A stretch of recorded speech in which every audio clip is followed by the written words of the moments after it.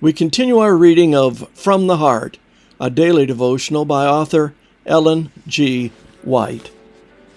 Today's reading, January 10, Striking Examples of Prayer.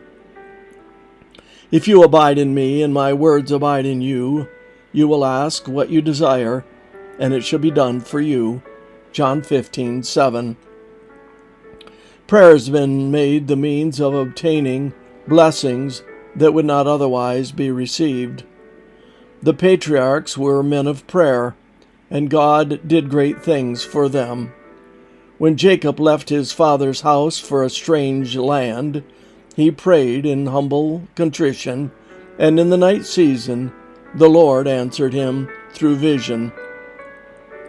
He saw a ladder, bright and shining, its base resting on earth, and its topmost round reaching to the highest heaven. Afterward, while on his return to his father's house, he wrestled with the Son of God all night, even till break of day, and prevailed.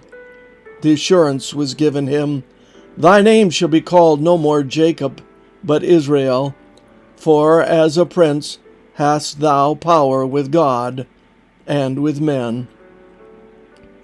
Joseph prayed, and he was preserved from sin amid influences that were calculated to lead him away from God. When tempted to leave the path of purity and uprightness, he said, "How then can I do this great wickedness and sin against God?" Moses, who was much in prayer, was known as the meekest man on the face of the earth. For his meekness and humility he was honored of God, and he discharged with fidelity the high, noble, and sacred responsibilities entrusted to him. While leading the children of Israel through the wilderness again and again, it seemed that they must be exterminated on account of their murmuring and rebellion. But Moses went to the true source of power. He laid the case before the Lord. Daniel was a man of prayer, and God gave him wisdom and firmness to resist every influence that conspired to draw him into the snare of intemperance. Even in his youth, he was a moral giant in the strength of the Mighty One.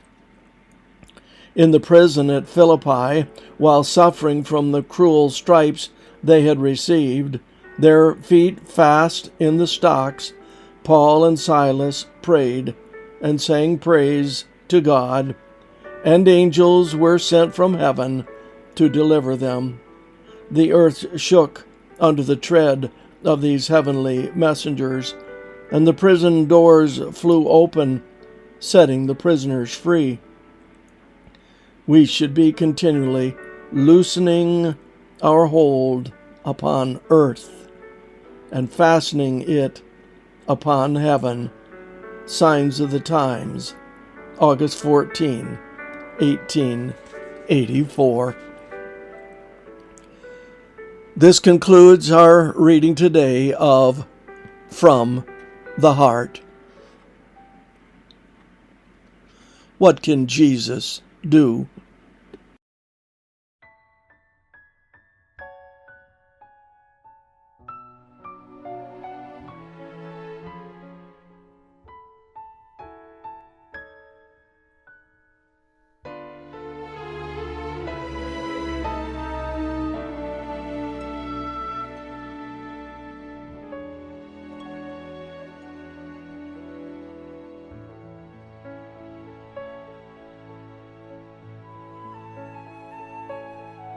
I would love to tell you what I think of Jesus, since I found in him a friend so strong and true.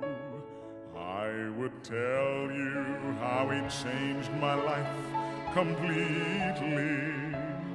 He did something that no other friend could do. No one ever cared for me like Jesus. There's no other friend so kind as He.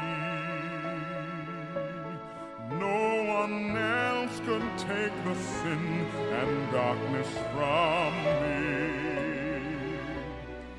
Oh, how much He cared for me.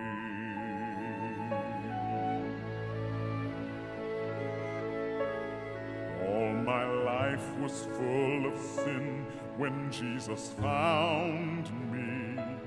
All my heart was full of misery and woe.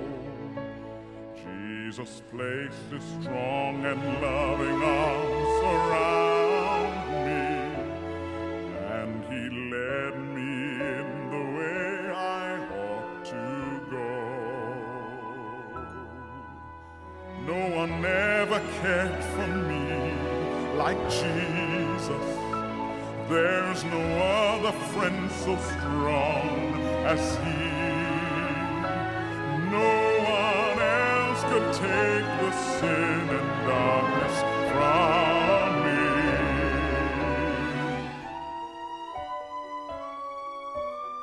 Oh, how much He cared for me.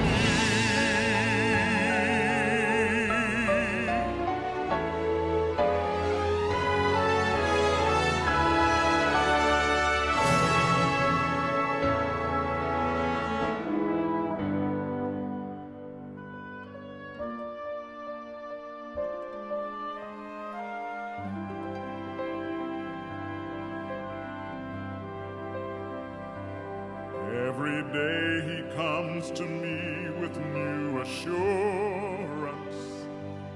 More and more I understand His words of love. But I'll never know just why He came to save me, till someday I see His blessed face above. Never cared for me like Jesus. There's no other friend so kind as He. No one else could take the sin and darkness from me.